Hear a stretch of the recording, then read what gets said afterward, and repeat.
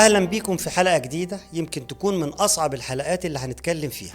النهاردة بنتكلم عن لحظة ممكن تعدي على أي حد فينا، لحظة الإنسان فيها بيحس إن الدنيا قفلت وإن مفيش حل وإن النهاية ممكن تكون أهون من الوجع. النهاردة بنتكلم عن الانتحار،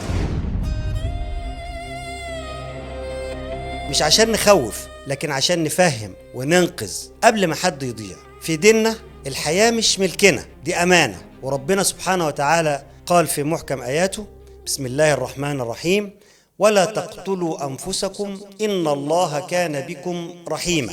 وقال بسم الله الرحمن الرحيم: ولا تلقوا بأيديكم إلى التهلكة. والنبي صلى الله عليه وسلم قال إن اللي بينهي حياته بأي وسيلة بيعذب بيها يوم القيامة. يعني مهما كان الألم، الحل مش إنك تنهي حياتك، لأن ده مش نهاية الوجع، ده بداية وجع أكبر. لكن خلينا نكون صريحين، اللي بيوصل للنقطة دي مش شخص ضعيف، غالبا هو شخص تعبان جدا من جواه. الاكتئاب، القلق، الوحدة، الفشل، الضغط، المشاكل المادية، التنمر، كل دي حاجات ممكن تكسر أي إنسان. في اللحظة دي الإنسان ما بيبقاش عايز يموت، هو بس عايز الألم اللي هو حاسس بيه يختفي.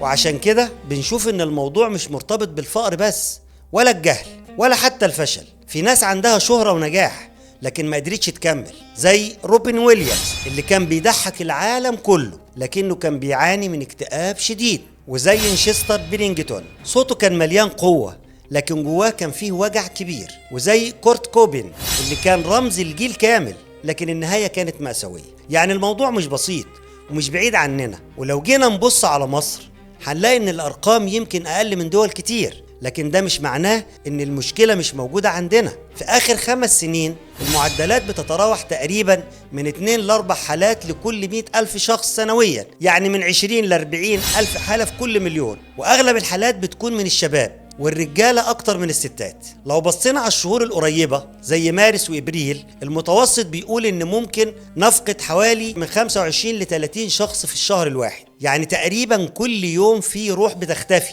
في صمت. المشكلة إن الأرقام دي مش كاملة، في حالات كتير ما بتتسجلش أو ما بيتمش الإعلان عنها، يعني الواقع ممكن يكون أصعب بكتير. لكن قبل ما نوصل للنهاية لازم نسأل نفسنا سؤال مهم: هل الناس دي ما كانش لها علامات؟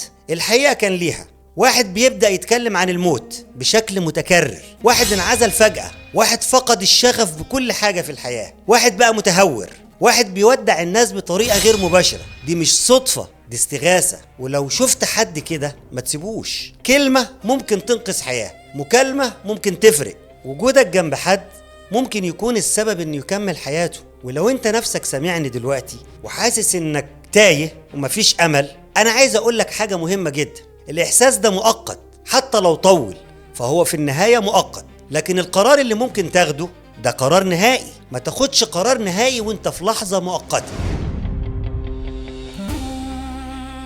في حلول حتى لو انت مش شايفها. اتكلم، ما تكتمش، اطلب مساعدة، دكتور نفسي، ده مش ضعف، ده وعي.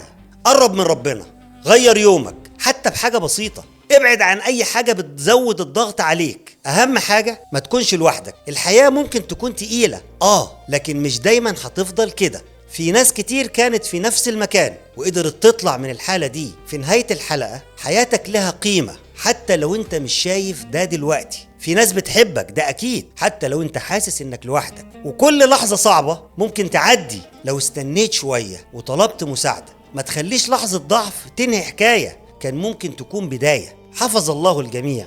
هنا نتوقف قليلا.